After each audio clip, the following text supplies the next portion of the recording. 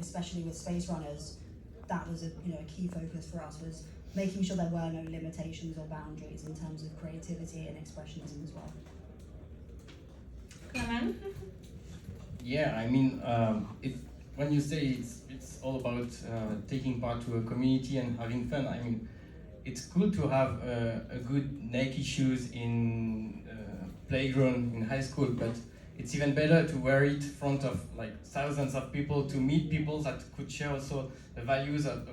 I mean, when you purchase NFT, from my perspective, it's also you purchase an overall history regarding the collection. It's like when I go to a shop to purchase basic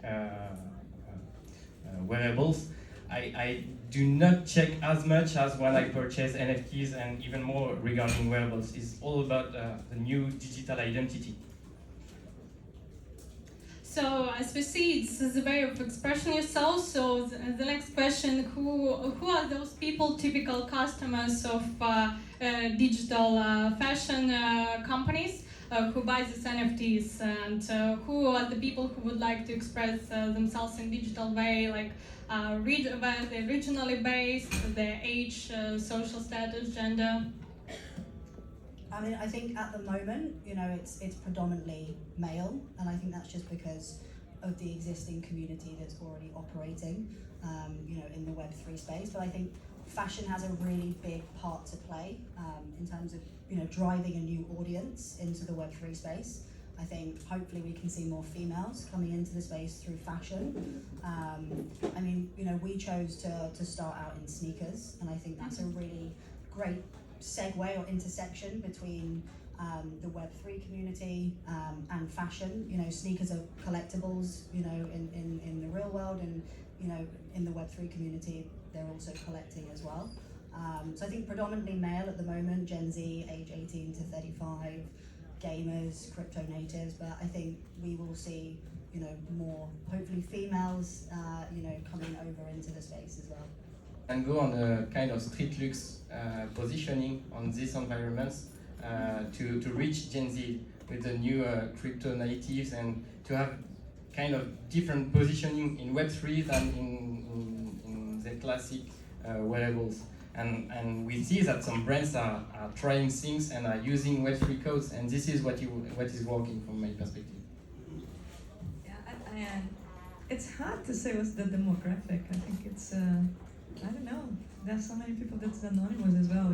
The richness of dating Web3 is super rich and not at the same time. But I can talk about our community and remind ourselves also that we're talking about 2 million people worldwide that have an NFT in their wallet, right? Somewhere to I don't know, maybe the last that's 10. We're talking about a niche, and fashion is a niche in the niche. So NFTs is predominantly male. In our community is actually quite balanced. We have a male and female, early adopters, creatives, people that love to express themselves, non-binary, very, very key for us as well. And if anything, I agree, like we're determined to make a big push for women and use fashion as a way for women to feel comfortable coming into this space. Because if we want to create a Web3 that is truly decentralized and equitable, that creates new economical models, we can't only have white male millennials, because that's what it is right now. So we are making a huge push, and if anything, we did a collaboration that is coming to its minting next week with World of Women because of that.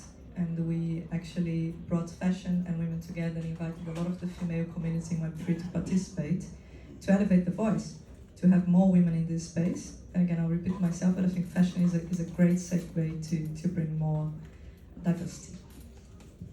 Thank you. Yeah, I mean, I spend a lot of time analyzing our consumers, so I can have maybe a broader answer to that. Actually, we see actually a very balanced consumer profile into our community. We have a 55% female and 45% male. Maybe because our branding and company like branding and positioning is very female oriented from the beginning. And then we have different profile based on the utility. So our NFT consumers are obviously crypto native, more advanced in age, and also with a higher purchasing power. Like we just released an NFT 2 days ago with Jason Hu, which is a bridal dress that he made for Michelle Obama during the inauguration of Barack Obama during the presidential. And this dress is a $10,000 NFT, so of course not a Gen Z average person is going to purchase that. It's for a high-profile fashion enthusiast collector who's going to get that NFT. And for the AR utility, we have mostly Gen Z fashion enthusiast, content creator, or like this Gen Z profile that just want to be very unique in their content and create some original content. And then for the e-commerce, photo editorial product, we have more like larger audience with content creators, fashion influencers, and very curious minds as well. And I guess that when Instagram will open the fact of displaying NFTs and such social media that are also mainly used in terms of content sharing by women, it will also open these NFTs to more women. Actually, that's quite interesting observation that still most of the consumers of digital fashion NFTs are men, because the majority of consumers of online shopping just on the web are women and not men, so it will be interesting to see the growth of women in this space.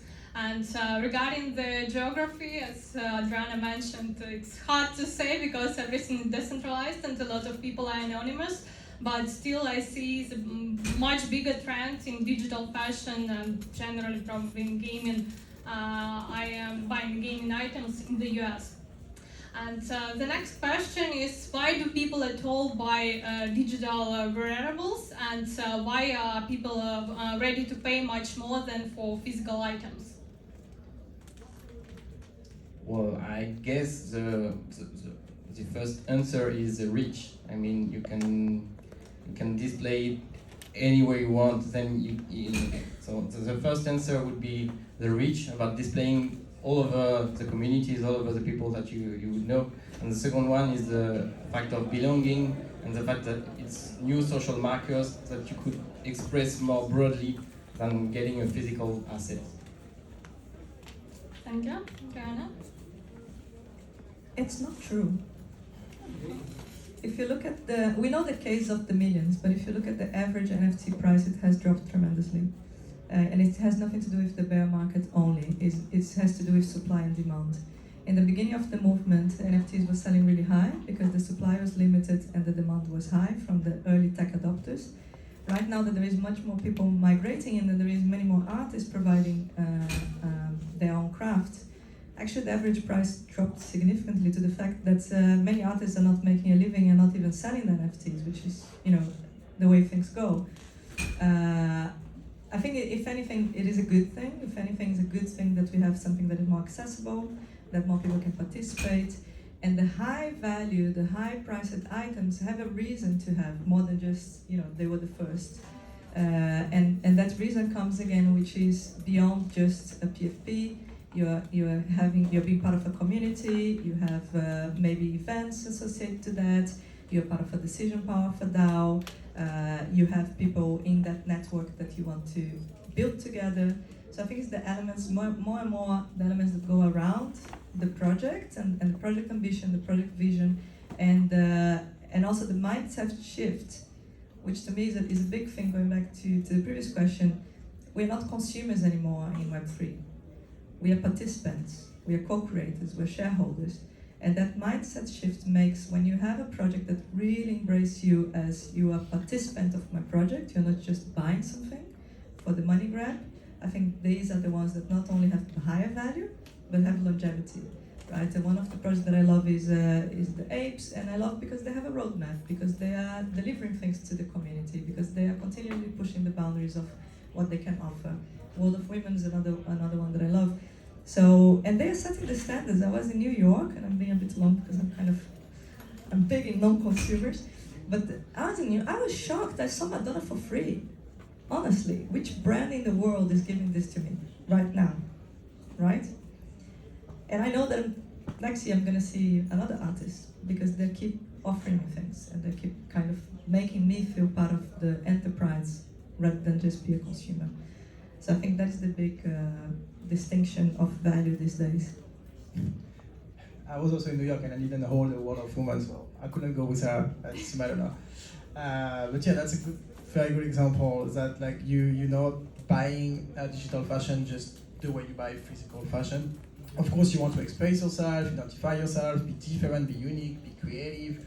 The self-expression is a very important aspect to it, but the community is way more valuable now. So, what can you get out of this digital piece and this digital asset more than just, you know, the way it looks like physically, but like what access do you get from it? What community do you integrate?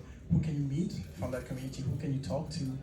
What accesses you get? This is the true value of like purchasing any digital asset, not only digital fashion, like any digital asset as an NFT. So yeah, I think that was well illustrated. Thank you. I think as well it depends sort of what brands we're talking about. So if we're looking at the luxury fashion houses and why they're releasing, you know, digital fashion and why it's working, I think the access that you get to that brand and, you know, if they're using it more as a sort of a loyalty program to reward, you know, their consumers, I think yeah, that's a really interesting point to see how much closer and how much access you can get to those brands. And then I also think, you know, linking, you know, the physical to the digital as well. So if you're purchasing a digital item, is there a connection to a physical item as well? That's something that we're exploring as space runners at the moment, is, you know, how we can merge both of those together to offer more value.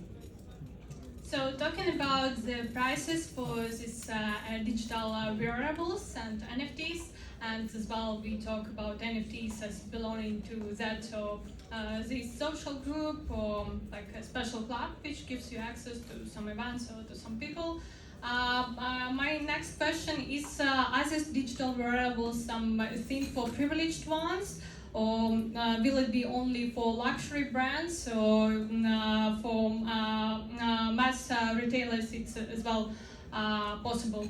Because as Morgan Stanley predicts, the fashion luxury digital brand market will grow to 50 billion by 2030. So will it be only everything about luxury brands, or will it be just average brands too? I mean, yeah, I think it'll be, you know, both. I think mass market has a place, but I think it's how they enter. You know, we're talking about Gen Z here, so, you know, Gen Z can't be buying Gucci, you know, every week. You know, there'll be other brands that they have loyalty to. Those will be mass market. I think sneakers is a really interesting one to have a look at there. You know, they're not necessarily luxury. You know, these are more mass market items. But again, I think it's more about their strategy and why that they're entering this space. And I think when it comes to mass market as well, it will be more about the sort of the utility and the rewards that they get. That will mean more to that community, especially with Gen Z. You know, they want to be part of a community, they want to feel rewarded, so I think that's going to be really important to them. But yeah, I think mass market will have a place. Yeah, I definitely agree. I mean, the NFT is just a how-to, and it's an enabler that will allow new behaviors. And brands, we are supporting a brand that is not luxury, that is adding NFTs to its loyalty program, meaning that the more NFTs you will have, the more rewards, but it's not about the rewards, it's the more importance you will be part of the community. And then for sure you will have rewards, but it's not the main purpose of doing it for the people that will be involved in the community. So it's all the fact that when you say that, when you know that NFTs can evolve based on geolocalization, based on sports results or whatever other applications, then you can imagine how disruptive it is and how it will transform lots of business, not only luxury.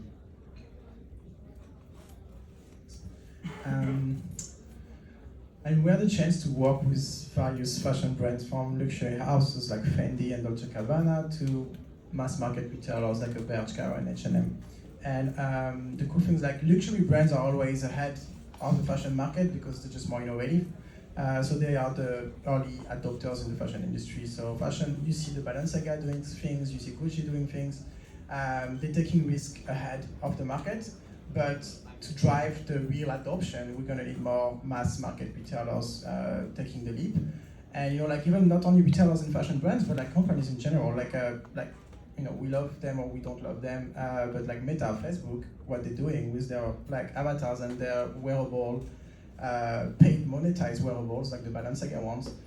We're talking a company that has like half the world in their user base. And from one day to the other, half the world now understand what's a wearable and how to buy them, and that there is value in buying them and using it for an avatar. So we think whatever we want about this company, but they're driving adoption for us and we take it. Yeah, I have a slight different take. I think we are in a unique opportunity to actually reinvent the entire industry. And I think the fashion brands now should not be worried about each other, but worried about the designers, young independent designers that are going to launch their labels with a community of 10,000 people, and will actually challenge significantly the ethos of the current fashion paradigm. And I'm embracing it big time. If anything, that's the business we're building. 4 years ago we didn't exist. We are business. Artifact was acquired by Nike. 3 years ago they didn't exist. They are business. And we are in a creators economy. We are in a space that you don't need to have a supply chain, buy materials, and have a whole production line to be able to create a fashion line. You just need a computer and a really, really good ethical platform to launch your message and have thousands of diehard fans. And this is highly disruptive for fashion, it's highly disruptive for music, for movies, again, I think we're starting with the creators economy, it's going to impact many other verticals. But right now, I actually think that fashion brands, the luxury sector, the mass market, they're so behind. They're so behind in understanding it. Creating an NFT is easy. Understanding the new value model, that is the challenge. We sit every day on the table with these brands, and at the moment that we say, so we're going to split the royalties with the participants because we have a co-creation platform, and they're like, nah, what? And equally split. 80% first, 20% no. You get 50, your fan gets 50. No, sorry, not ready for that. And let's put aside all the accountants that understand blockchain accounting and the lawyers that find it very scary, right? IP. You own an ape, you have IP. You can do whatever you want with it. Which brand right now, which fashion brand will feel comfortable to give out their IP? And I think they're going to be behind until they understand the paradigm shift of we are not consuming anymore, we want to participate. And I hope that these ethos continue. And of course we have Matas and we have these big brands investing, and I hope that we hold it tight and say, no, give me my share, stop monetizing on me. And that we really stand up as citizens, as participants of this movement, and say no when it's purely exploitation. That is what I hope the change will bring. Thank you. So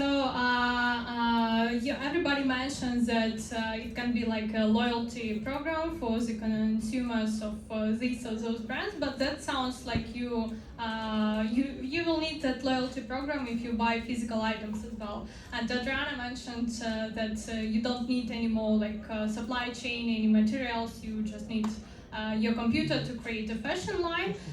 So my question is whether any time digital fashion may outpace the physical fashion?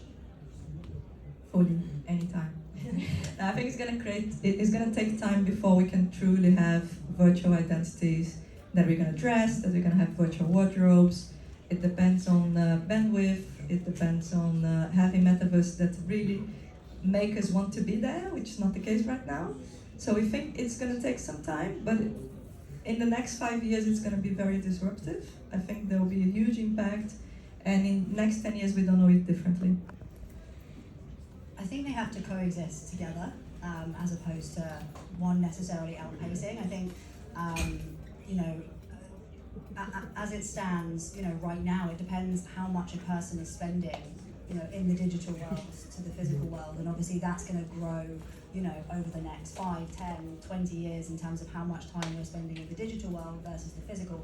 If you're spending more time in the physical world, then naturally your fashionable identity is going to be more important in that world. So I think it depends on, the move into the digital space. But I think, fashion is a lot about expressing yourself. The digital, you can obviously push those boundaries slightly further maybe than you can in the physical world, but I think I'm interested to see how they can coexist together and how you can maybe link the two of them together.